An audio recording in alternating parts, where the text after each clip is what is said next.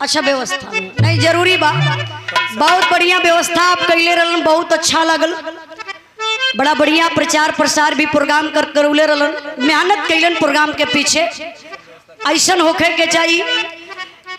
दो अर्थी गीत बा, चाहे जमाना में कोनो दुल्हन दुल्हा से ले लिहल जा, चाहे आत्मा रूपी दुल्हन और परमात्मा रूपी दुल्हा से सवाल कैले बा।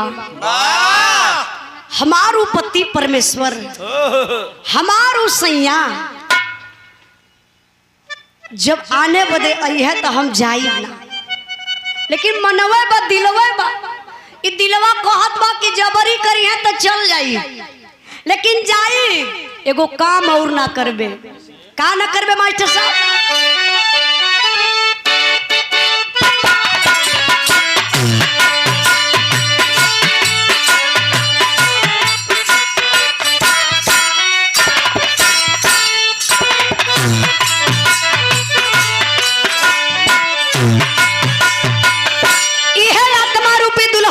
बाका आनवैया हमरो सैया हम जवैया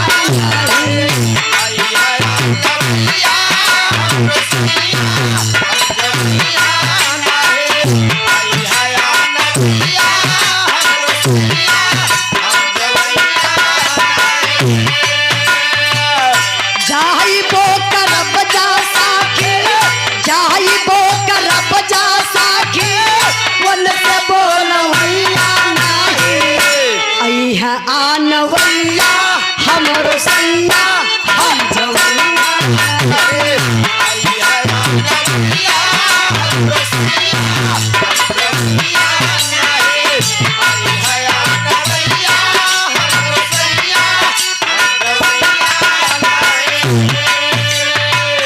देखा ये आत्मा कर कहत बा यहाँ जबरी करी है तो चल जाई, वो तो निश्चित है। एक एक पल, एक एक घंटा, एक एक मिनट आप लोग मौत के करीब जा रहे हैं।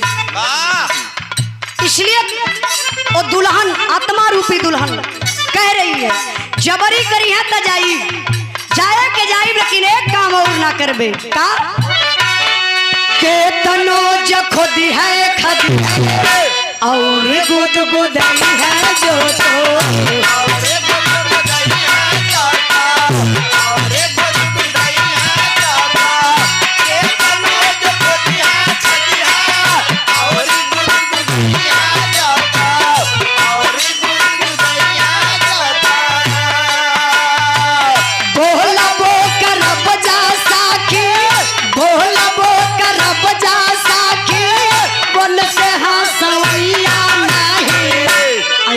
आनवैया हमरो सैया हम जवैया।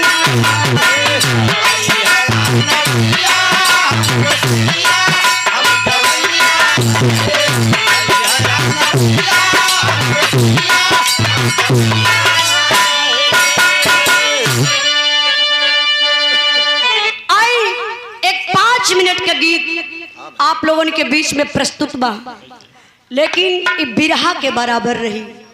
हमारे गुरु जी माननीय प्यारे लाल कवि जी चारों युग का प्रमाण लिखला, आए बड़ी से बड़ी बात एक एक लाइन में लिखले हुए। वाह बारे हमारे गुरु जी इस सामने ही तब ना बोलत है। आपका कलम बतौली कि आपके कलम में जादू बा, सच्चाई बा। गुरु जी कलाकार देख के लिखला, ये कई बिरहा लिखी है 10 कलाकार के लिखी है, लेकिन 10 तरीके से लिखी है। ये आजकल केहू में उतना नॉलेज ना बा, गुड़े ना बा, गुरु जी में बा। बड़ा बढ़िया भाव लिखना है, भाव पर एक एक लाइन पर आप लोग गौर करे हैं। बड़ी ऊंची ऊंची बात गुरु जी लिखले हुए। का लिखले हुए मास्टर साहब?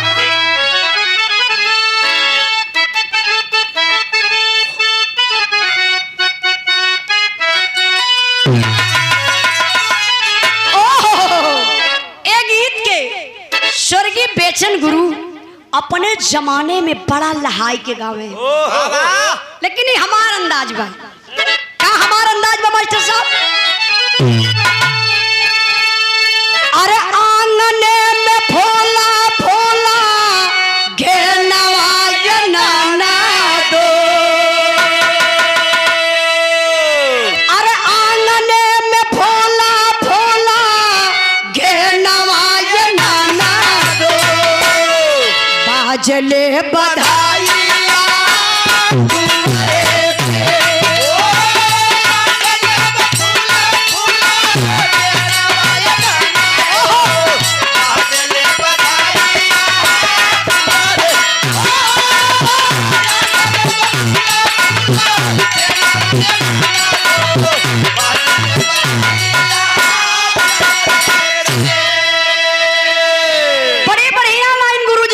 का लिखले मास्टर साहब? अरे केहू नाही छोड़ल चाहे भैया जहानावा, केहू नाही छोड़ल चाहे भैया जहानावा, एक दिन जमीन पर छोड़ के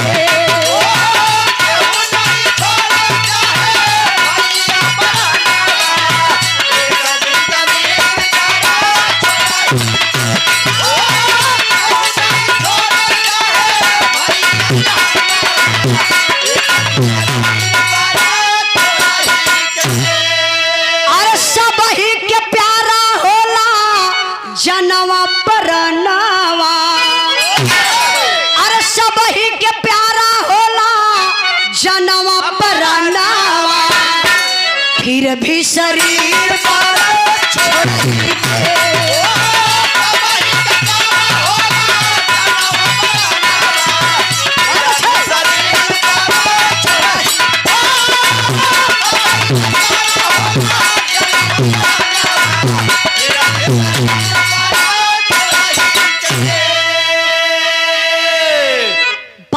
ध्यान दे बाबू। ये भैया तने करके नवा खोला ना बहुत प्रॉब्लम होता। रोज प्रोग्राम बा, खोली ऊपर वाले को खोली। हेलो हेलो ठीक बा, राय दी। गौर करेंगे बाबू, ए धरती पर जे बा सबके एक दिन हारे के बा। नोटिस कर लीजिए आप लोग, जे बा चाहे वो अपने आप के बड़का राजा बनत हो, चाहे बड़का भिखारी हो, चाहे बड़का गवैया हो, चाहे बड़का बजवैया हो, चाहे बड़का विद्वान हो, चाहे कौनो भी क्षेत्र में कोई हो, लेकिन एक दिन के हारे के बा।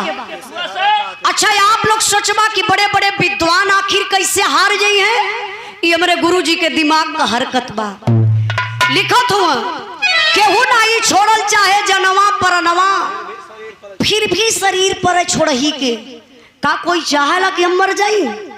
कोई ना चाहला कि हम मर जाई, लेकिन आखिरकार में मरे के पड़ जाला। आप क्यों जी रहे हैं? ये मेरा सवाल है कि आप लोग क्यों जी रहे हैं? हम लोग भैया हाँ बिरहा गावे खातिर। देखा ये तो कब मरबे ना करिए। आप क्यों जी रहे हैं? आप सोचबा कि हम 4 गो महल बना लली, 50 बीघा खेती बना लली, 4-6 गो गाड़ी है, इसलिए नहीं आप जी रहे हैं। सिर्फ आप जी रहे हैं मरने के लिए। ये तय है कि आपको मरना है। जे पैदा होगा लोग के मरे के बाद, तो फिर काहे के घमंड? कुछ लोग घमंड करन अपने आप पर कि मैं हूं, लेकिन आप कुछ नहीं है। ये झूठाई का घमंड करते हैं। इसलिए मैं बताती हूँ कि आप जी रहे हैं तो सिर्फ मरना है। लेकिन गुरुजी बड़ी ऊंची लाइन आगे लिखत हुए सतयुग से। का मास्टर साहब लिखना?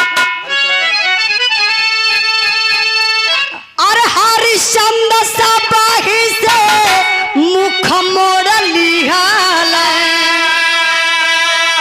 हरिश्चंद्र सपाही से मुख मोड़ लिहाला, वचनबद्ध होके राजा पाट छोड़ दिया, केहू नाही छोड़ चाहे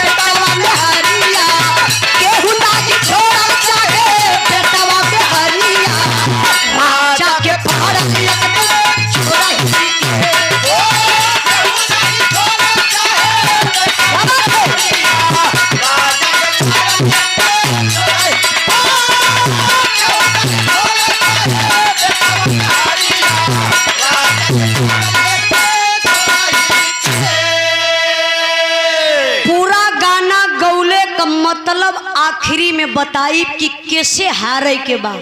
उ के बलवान बा? राजा हरिश्चंद्र। ऐसन दानी की अपन राजपाट सब विश्वामित्र जी के स्वप्न में सौंप दलन।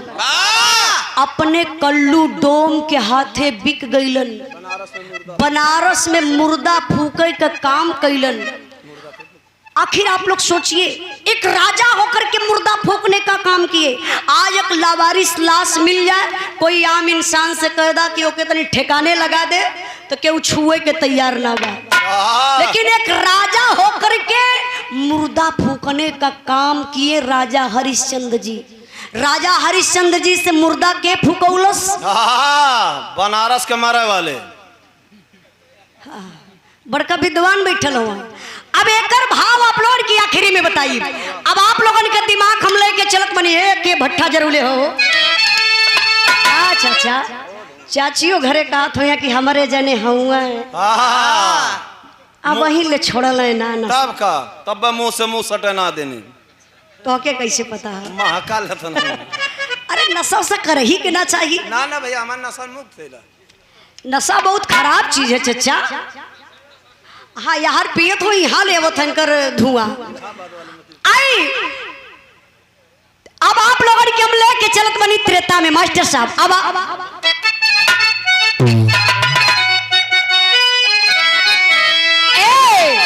अरे लगल श्री राम जी के धोबी का मेहना।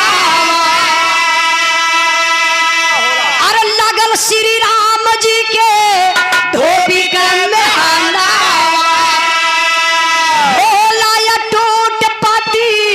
पत्नी का बंधना।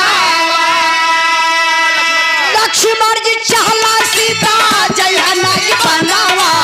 लक्ष्मण जी चाहला सीता जयहना की बनावा। सीता के पहरल बन में छोड़ही के।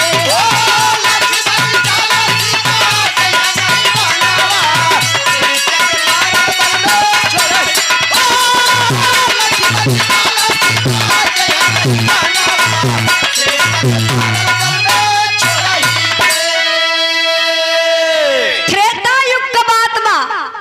भगवान रामचंद्र जी के वनवास भइल रहल। सीता माता लक्ष्मण जी के वनवास ना भइल, लेकिन सीता जी साथ में गईली। ओकरे बाद ए बाबू सीता हरण हो गयल। एक धोबी ताना मार दलस के भगवान रामचंद्र जी के। अच्छा तनवा काहे मरलस पता बा? काहे भैया?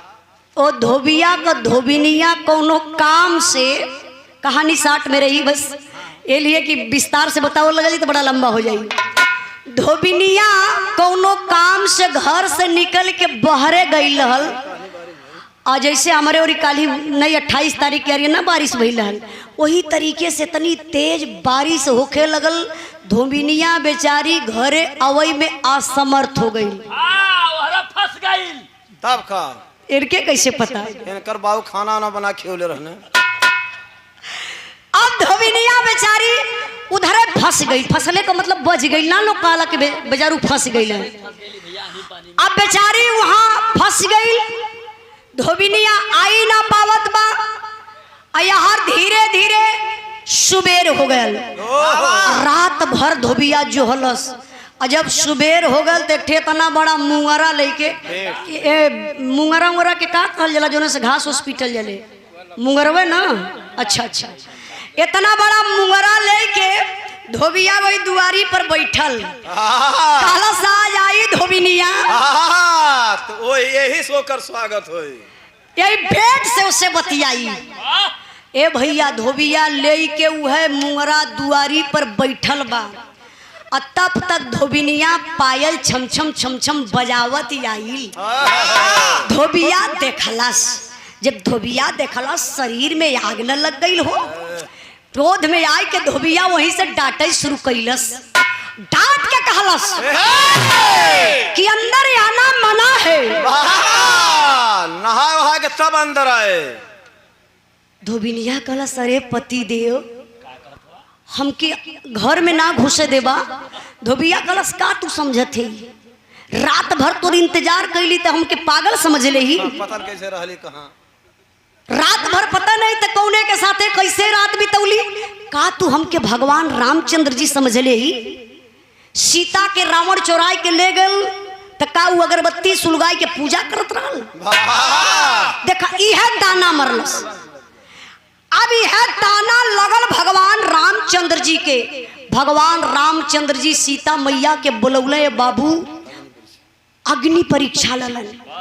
अग्नि परीक्षा में भगवान रामचंद्र जी जब अग्नि परीक्षा ले तो सीता मैया हाथ जोड़ के खड़ी हो गई धरती माई के सामने।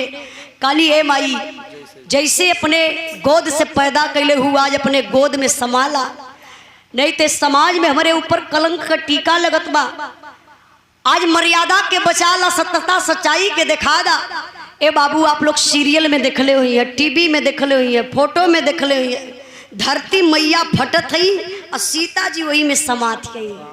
भगवान रामचंद्र जी लक्ष्मण है। दौड़ के जीसीबी खोजे शुरू कैनी। यह चालक रहा समैया का तकते रह गईलन। भगवान रामचंद्र जी लक्ष्मण जी देखते रह गईलन। सीता जी धरती माई में समा गईली, लेकिन काहे समझली एहू का निचोड़ वही गीत के आखिरी में बताई। अब आप लोगन के हम लेके चलत मानी द्वापर युग में, महाभारत में। आप ओम लेडीज टेलर्स बैग हाउस बड़े भैया जी की तरफ से ये तो सवेरे का पुरस्कार बा। लेडीसन के टेलर हूँ, उम्मीद से ज्यादा हो। बहुत बहुत आपके धन्यवाद, प्रणाम, आशीर्वाद का चाह रही सब भाई लोगों के नमस्ते प्रणाम। भले की कहना है क्या?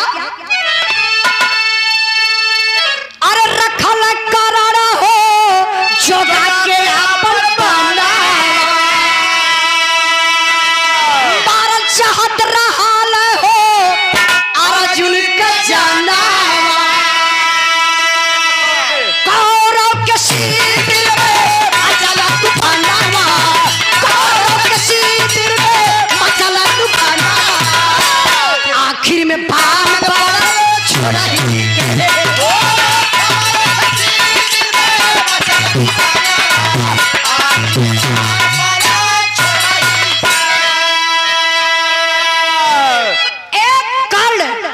अचूक बाण छुपाई के रखले रहल अर्जुन के मारे बदे।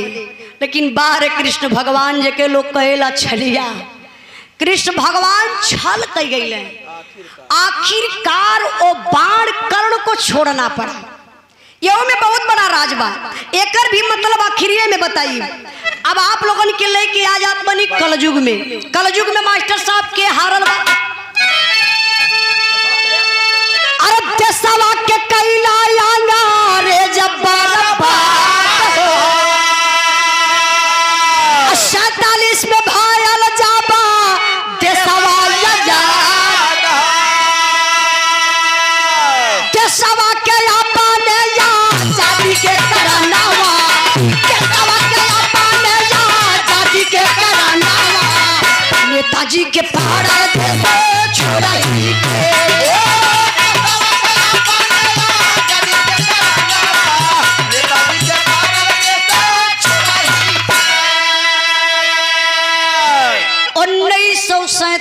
में अपना देश आजाद हुआ।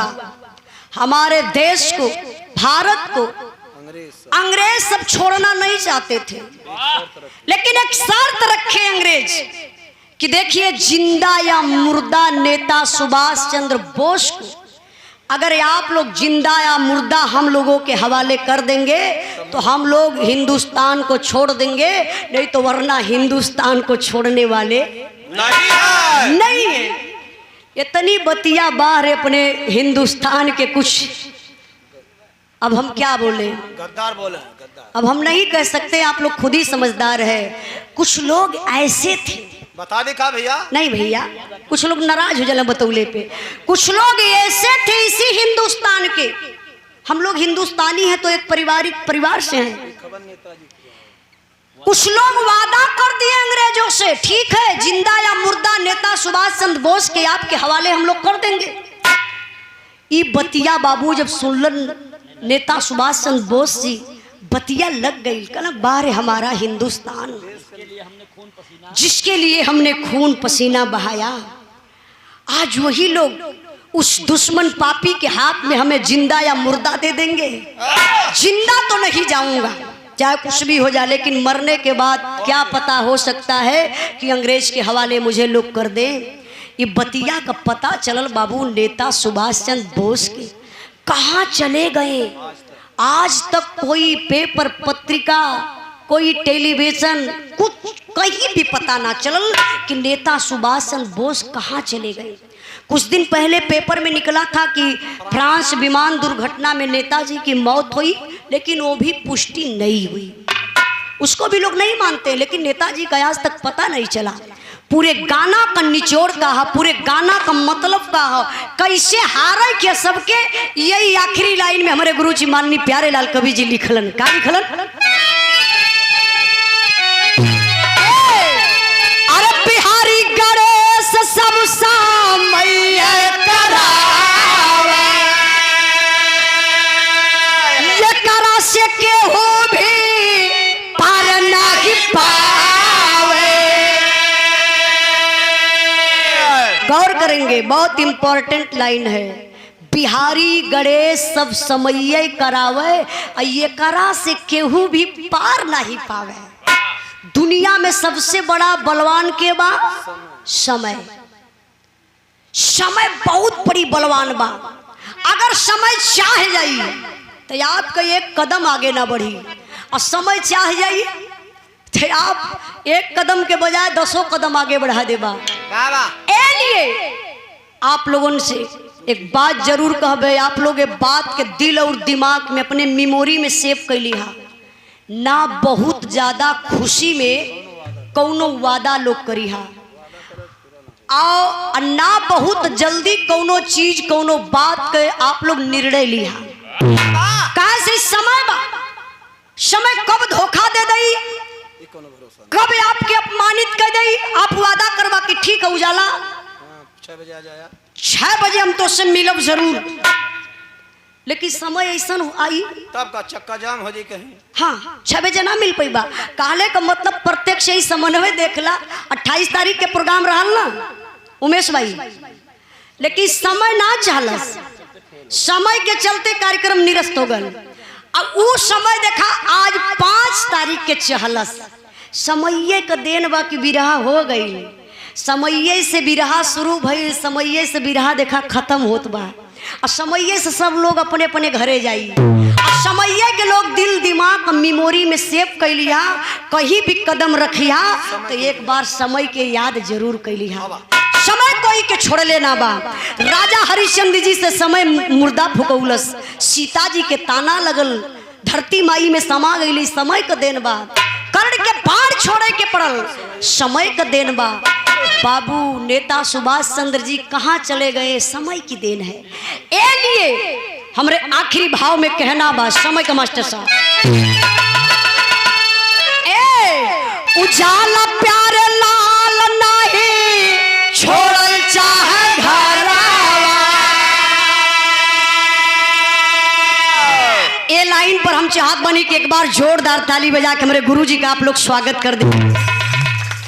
एक गाना गुरुजी से फरमाइश कैले, वो रहना गुरुजी तब का देखा कै साल में होला, वह तो बड़ा पस्त रही गुरुजी से। एक गाना काली गुरुजी बड़ी बढ़िया भाव आयल हमारे माई और पिता के प्रति। जैसे होला ना कि आप लोग बड़ा देह देवता पूजेला, लेकिन घर में माई बाबू के केहू ना पूछ पावेला। कुछ मन में ऐसा भाव आयल, कुछ ऐसा चीज देखली, गुरुजी के सौंप डाली। देखिए गुरुजी कहिया लिख के दे लें, जब लिख के दे दिए तो वही के मास्टर साहब गाई। हाँ, अब खरमास में मौके में रही हैं, लेकिन गुरुजी लिखे के बाद लाइन के आखिरी लाइन में कहना बका मास्टर साहब, उजाला